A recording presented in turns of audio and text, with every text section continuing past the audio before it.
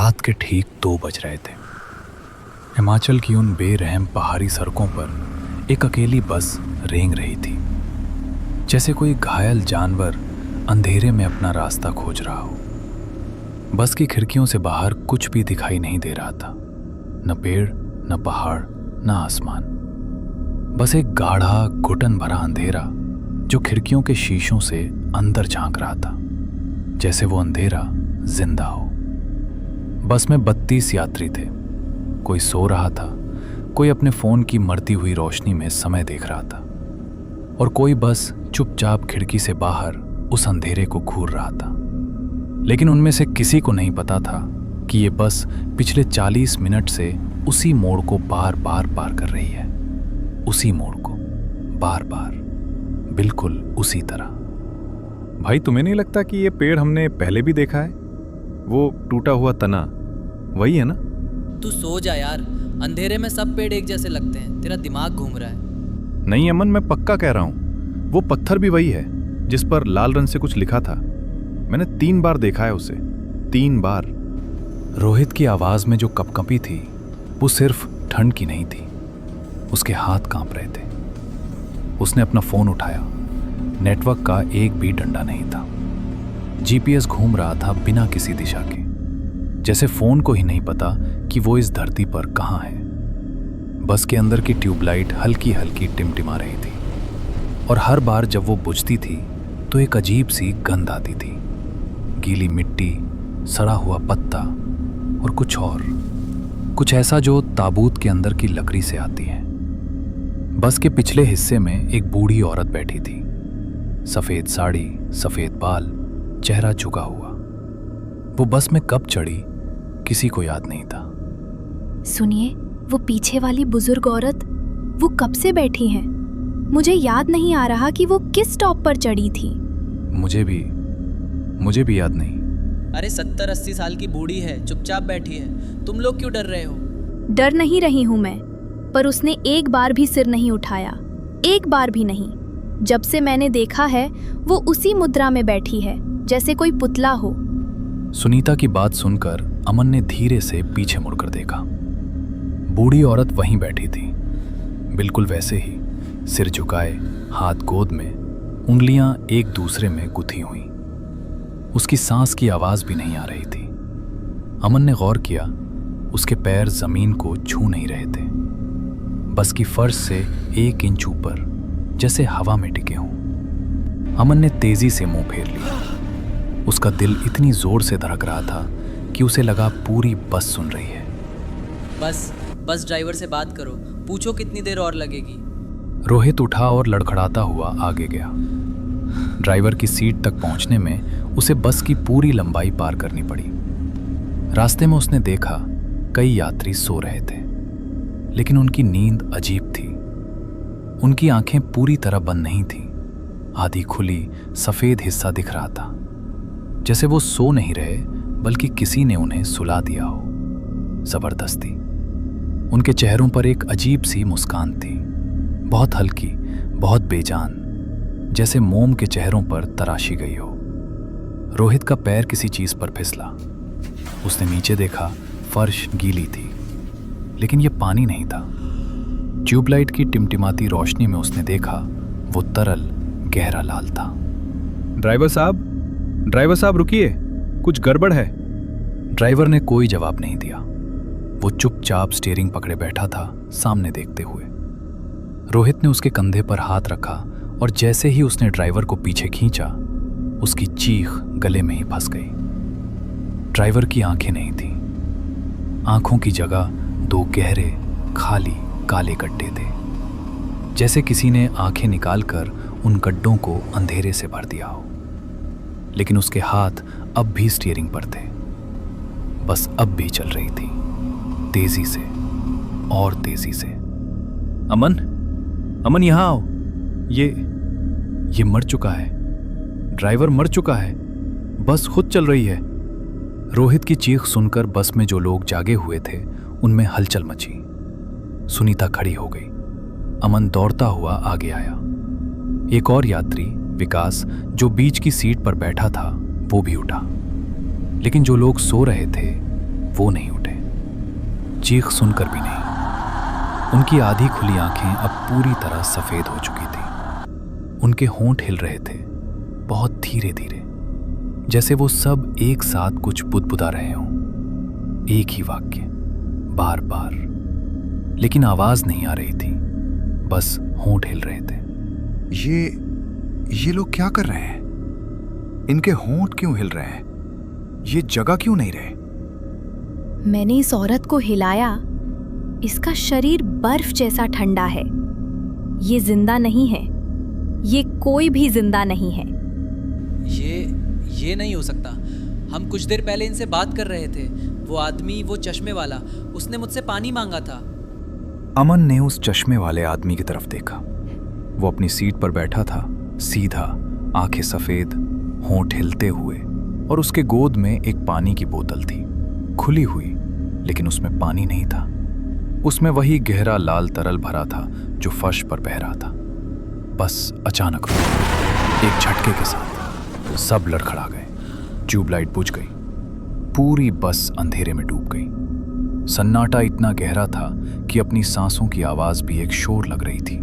और तब वो आवाज आई पीछे से, बस के सबसे पिछले हिस्से से। एक खड़खड़ाहट, जैसे कोई हड्डियां एक दूसरे से टकरा रही हों। फिर एक लंबी घिसटती हुई आवाज, जैसे कोई भारी चीज फर्श पर खींची जा रही हो।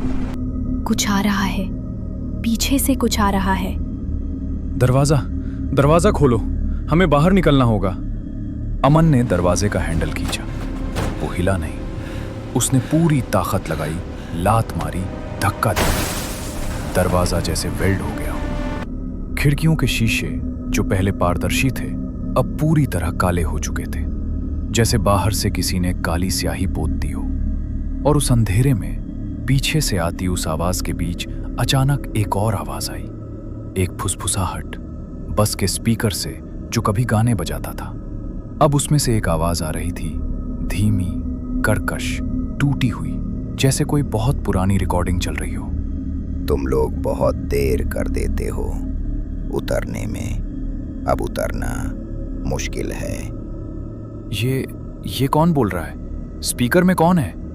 खामोश रहो, सुनो।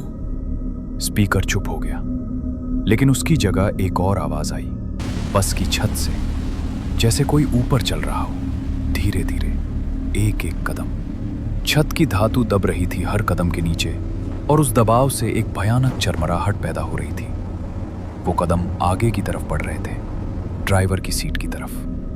फिर रुक गए, बिल्कुल ऊपर, ड्राइवर के ठीक ऊपर। और फिर एक जोरदार धमाका हुआ छत पर, जैसे कोई मुट्ठी से मार रहा हो। एक बार, 2 बार, 3 बार। हर धमाके के साथ छत थोड़ी और अंदर धंस रही थी। हे भगवान, ये क्या हो रहा है? हम कहाँ फंस गए हैं? मुझे समझ नहीं आ रहा, कुछ समझ नहीं आ रहा। ये बस, ये लोग, वो बुढ़िया, ये सब क्या है? और तभी जैसे किसी ने बिजली गिरा दी हो, ट्यूबलाइट एक पल के लिए जली, सिर्फ एक पल। उस एक पल में जो दिखा, उसने चारों की रूह कांपा दी। वो बूढ़ी औरत अब अपनी सीट पर नहीं थी, वो खड़ी थी, बस के बिल्कुल बीच में, उनकी तरफ मुंह किए। लेकिन उसका चेहरा नहीं था। जहां चेहरा होना चाहिए था, वहां सिर्फ चिकनी खिंची हुई चमड़ी थी, बिना आंख, बिना नाक, बिना मुंह। बस एक खाली समतल सतह, जैसे किसी ने चेहरे को मिटा दिया हो। और फिर अंधेरा छा गया। उसका चेहरा कहाँ है? उसका चेहरा नहीं है। भागो, कहीं भी, पीछे चलो, खिड़की तोड़ो। अमन ने सीट का लोहे का हत्था उखाड़ा और खिड़की पर मारा। शीशा नहीं टूटा। उसने फिर मारा पूरी ताकत से, शीशा नहीं टूटा। तीसरी बार मारा, और इस बार शीशा टूटा नहीं, बल्कि उसमें से खून रिसने लगा। शीशे की दरारों से गहरा, गाढ़ा, काला खून, जैसे खिड़की के पीछे शीशा नहीं, मांस हो। सुनीता चीखी। विकास ने उल्टी कर दी। रोहित दीवार से सटकर बैठ गया, सिर घुटनों में दबाकर। और वो सोए हुए यात्री, उनके होंठ अब तेजी से हिल रहे थे।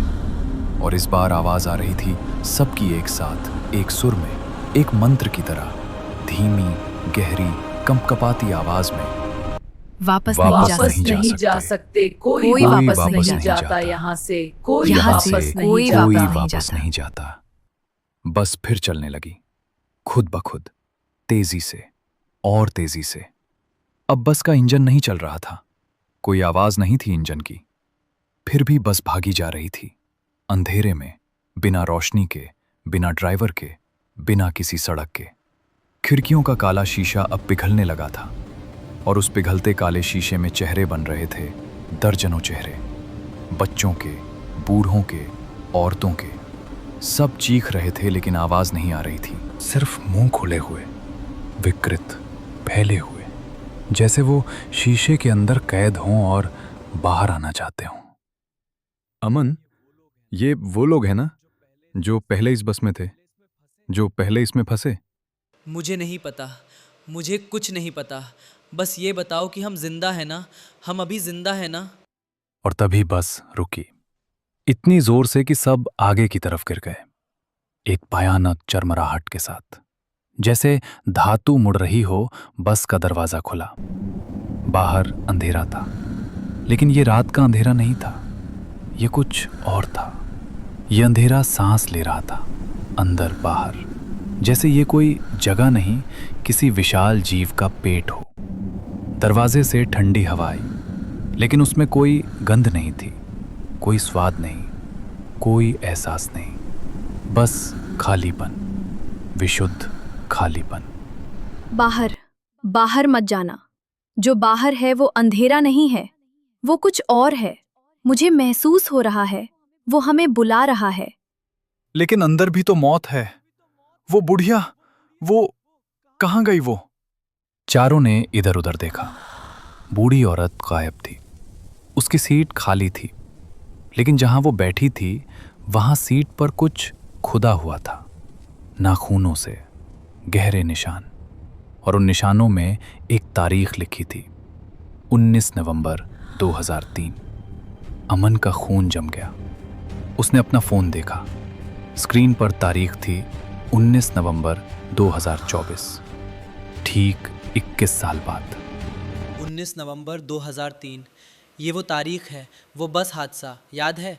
19 नवंबर 2003 को इसी रास्ते पर एक बस खाई में गिरी थी, 32 लोग मरे थे, 32। और इस बस में कितने यात्री हैं?